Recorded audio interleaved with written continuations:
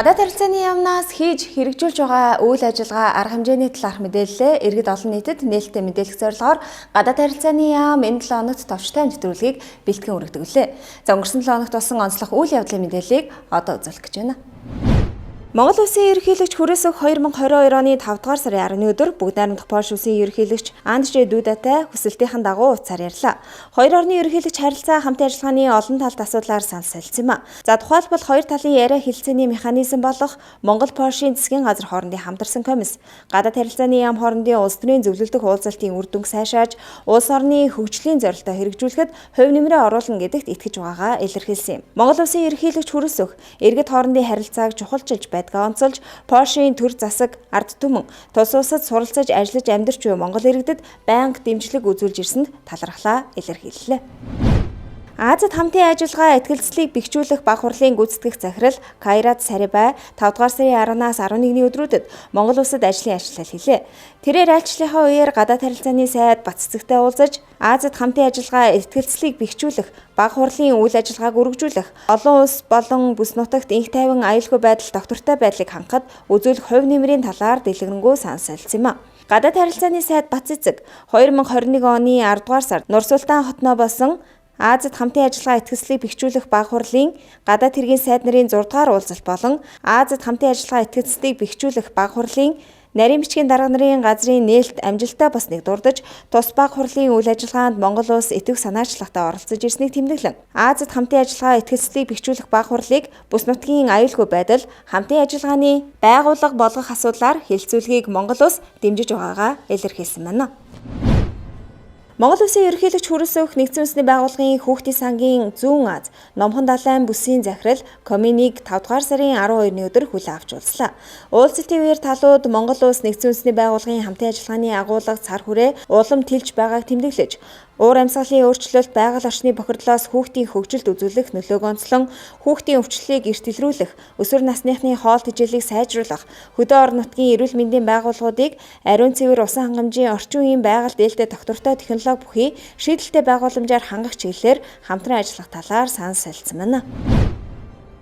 Бүгд найрамдах Солонгос улсын ерөнхийлөгчийн тангараг хөргөх ёслолд оролцсон Монгол улсын ерөнхийлөгчийн тамгын газрын дарга Содбаатар 2022 оны 5 дугаар сарын 1-ний өдөр бүгд найрамдах Солонгос улсын ерөнхийлөгч Юн Сог Ёолд бараалхлаа. Ерөнхийлөгчийн тамгын газрын дарга Содбаатар Монгол улсын ерөнхийлөгч Хүрээсөхийн мэндчилгээг бүгд найрамдах Солонгос улсын ерөнхийлөгч Юн Сог Ёолд уламжилж, хоёр улсын стратегийн түншлэлийн харилцааг гүнзгийрүүлэн хөгжүүлэхийн төлөө байгаагаа илэрхийллээ. Мөн цар тахлын дараах эдийн засгийг сэргээх, хоёр улсын иргэдийн солилцоог өргөжүүлэх зорилгоор бүгд найрамдах Солонгос улсын иргэдийг тодорхой хугацаанд визийн нөхцлөөс чөлөөсөнтэй холбогдуулан Монгол иргэд бүгд найрамдах Солонгос улсад хөнгөлөлттэй нөхцлөөр визгүй зорчиход анхаарахыг хүссэн байна. Монгол Британий дугуй ширээний 14-р уулзалт Улаанбаатар хотноо 5 дугаар сарын 12-ны өдөр зохион байгуулагдсан юм а. За энэхүү уулзалтыг Монголын талаас боловсрол шинжилгээ ухааны сайд Инх хамгаалан, Их Британий талаас Их Британи, Умард Ирландын нэгдсэн хаант улсын Их Британи хамтын ажиллагаа хөгжлийн яамны Аз ойрох дарамтын асуудал хариуцсан төрийн сайд Аманда Мейлинг нар тэргүүлсэн юм а. За энэхүү уулзалтаар талууд хоёр орны найрсаг харилцааг хөгжүүлэх, за мөн цар тахлын дараах эдийн засгийн харилцааг сэргээх чиглэлээр ярилцсан байна. Ялангуяа худалдаа, хөрөнгө оруулалт, боловсрол, эрчим хүч, зам тээвэр, барилга, хот байгуулалт зэрэг салбарт хамтын ажиллагааг үргэлжлүүлэх талаар ярилцаж, уулзалтын дүнгээр хамтарсан хэвлэлийн мэдээ гаргасан юм а. Монгол улсын гадаад харилцааны яам, Их Британи, Умард Ирландын нэгдсэн хаант улсын гадаад хэрэг хамтын нөхөрлөл, хөгжлийн яам хоорондын улс төрийн зөвлөлдөх уулзалт Улаанбаатар хотноо 5 дугаар сарын 12-ны өдөр боллоо. За энэхүү уулзалтыг Монголын талаас гадаад харилцааны дэд сайд мөнхчин, Их Британи, Умард Ирландын нэгдсэн хаант улсын гадаад хэрэг хамтын нөхөрлөл, хөгжлийн яамны Аз ойрох дарамтын асуудал хариуцсан төрийн сайд Аманда Мейлинг нар тэргүүлсэн юм а. Зөвлөлтөх уулзалтаар талууд Монгол Британий харилцаа хамтын ажиллагааны өнөөгийн байдлыг дүгнэн хэлэлцэж, цаашид хоёр талын хамтын ажиллагааг идэвхжүүлэх, за тэр дундаа эх 2023 онд хоёр улсын хооронд дипломат харилцаа тогтоосны 60 жилийн яг хамтран тэмдэглэх, дээд өндөр түвшний харилцан альчлалыг зохион байгуулах талаар санал солилцлоо. Барууны орнуудаас хамгийн анх Монгол улстай дипломат харилцаа тогтоолж, элчин сайдын яамаа байгуулж исэн Британи улстай бол бид бол маш өргөн хүрээнд хамтарч ажилладаг, олон улсын харилцаанд, олон улсын байгууллагын төвшинч бие биенээ харилцан дэмжиж ирсэн. Британи бол өөрөө нэгдсэн үндэсний байгууллагын аюулгүй зөвлөлийн байнгын гишүүн орон. Энэ бол өөрөөр хэлбэл дэлхийн хэрэг явдалд бол чухал үүрэг гүйцэтгэдэг ийм улс байна. Тэгэхээр Монгол улс бол олон талгуурт гадаад бодлогынхаа хүрээнд Британтай бол ойр дотн хамтарч ажиллаж олон асуудлуудаар бие биеэ дэмжиж харилцаагаа хөгжүүлж ирсэн. Тэгэхээр энэ үрээндээ бол бид нар өнөөдөр хоёр талынхаа хамтын ажиллагааг ярьлаа. Олон улсын түвшинд хэрхэн хамтарч ажиллах тухайгаа ч ярьлаа. Британийн талаас өөрийн байр сууриа илэрхийлж нөхцөл байдал дүнэлтээ өгж байна. Бид ч гэсэн өөрсдийнхөө эрх ашиг өөрсдийн байр суурийг бол Британийн талд ойлгуулах, аргументуудаа тайлбарлах, гаргаж байгаа шийдвэрүүдэд ойлгуулах зэрэг ажлуудыг өнөөдөр зөвлөлт уулзалтынхаа үеэр ярьлаа. Мөн Монгол Британий хооронд түншлэл хамтын ажиллагааны хилцээр байгуулах яриа хилцээг ойрын хугацаанд эхлүүлэх нь хоёр талын хамтын ажиллагааг бүхий салбарт өргөжүүлэн хөгжүүлэхэд чухал ач холбогдолтой талууд онцлсан юм а. Түншлэн талууд олон улсын харилцааны зарим асуудлаар санал солилцож, бүс нутгийн аюулгүй байдлыг хангах чиглэсэн санал санаачлалуудын талаар ярилцлаа. Гадаад харилцааны дэд сайд мөнхчин Бүгд найрамдах Казахстан улсаас Монгол улсад суух онц бөгөөд бүрэн эрх дэлчин сайд Габит Кошибаевыг 2022 оны 5 дугаар сарын 9-ний өдөр хүлээн авч уулзаж Монгол улсын ерөнхийлөгчөд барих итгэмжлэх жуух бичгийн хувийг нь хүлээн авлаа. Уулзалтын үеэр дэд сайд мөнхчин хоёр улсын уламжлалт найрсаг харилцаа хамтын ажиллагаа хоёр талын хүчин чармайлтаар өргөжин хөгжиж байгааг тэмдэглэхийн сацуу энэ онд Монгол Казахстаны хооронд дипломат харилцаа тогтоосны 30 жилийн дохиож хоёр улсын харилцааны шинэ хуудас нэгдэж байгааг онцолсон байна. Элчин сайд Кошибаев хоёр талын харилцааг бэхжүүлж худалдаа эдийн засаг, соёл, хүмүүнлэгийн салбар дах хамтын ажиллагааг эрчимжүүлэхэд анхаарч ажиллагаа илэрхийлсэн юм а.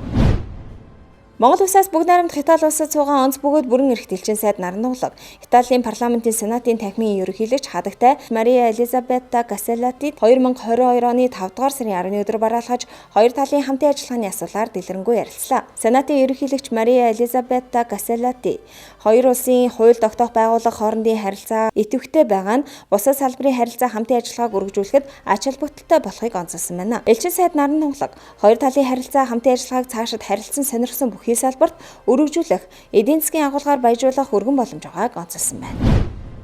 Монгол улсаас Нидерландын хаант улсад суух онц бөгөөд бүрэн эрх дэлчин сайд болд Нидерландын цог жавхлант хаан Вильям Александерт 2022 оны 5 дугаар сарын 11-ний өдөр итгэмжлэх жуух бичгээ өргөн барьсан юм а. Элчин сайд болд Монгол улсын ерөнхийлөгч Хүрээс Сүхийн мэндчилгээг цог жавхлант хаанд уламжилж хоёр орны найрсаг харилцаа хамтын ажиллагааг өргөжүүлэн хөгжүүлэхийн төлөө ажиллагаа илэрхийллээ.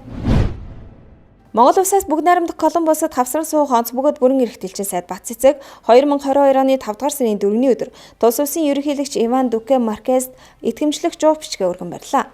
Элчин сайд Монгол улсын ерөнхийлөгч Хүрээс Сүхийн мэндчилгээг ерөнхийлөгч Дукед уламжлахын сацуу Монгол Колумбийн найрсаг харилцаа хамтын ажиллагааг өргөжүүлэн хөгжүүлэхийн төлөө идэвхтэй ажиллагаа илэрхийлсэн байна.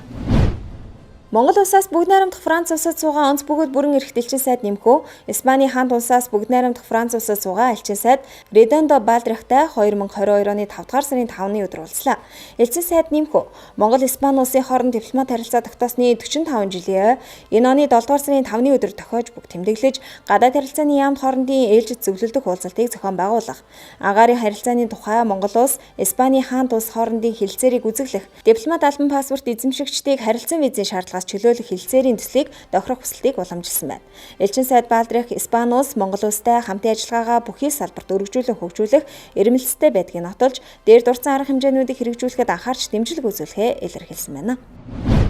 Гадаад харилцааны яам биеийн тамир спортын улсын хор Монгол улсаас Бүгд найрамдах Франц улсад суугаа элчин сайдын яам Грэгэ холбоо Монголын сагсан бөмбөгийн холбооны Европ дахь салбар зөвлөл хамтран Монголын бүх ард түмний 15 дугаар наадмын хүрээнд Европ дахь монголчуудын сагсан бөмбөгийн авраг шалгаруулах 12 дугаар тэмцээнийг Францын Роун хотноо 5 дугаар сарын 7-наас 8-ны өдрүүдэд амжилттай зохион байгуулсан юм а. Энэ удаагийн тэмцээнийг Монгол улсын засгийн газрын 2018 оны 183 дугаар тогтоолоор батлагдсан. Улсын хэмжээний спортын наадам зохион байгуулагч уран болон дэлхийн монголчууд 2 загс арга хэмжээ Монголын бүх ард түмний 15 дугаар наадмын бүсийн тэмцээний хүрээнд зохион байгуулсан бөгөөд энэхүү тэмцээнд 36 баг оролцсон байна. Өнгөрсөн 7 хоногт болсон онцлог үйл явдлын мэдээллийг танд хүргэлээ. Эх 7 хоногийн таны ажил үст өндөр амжилт хүсье.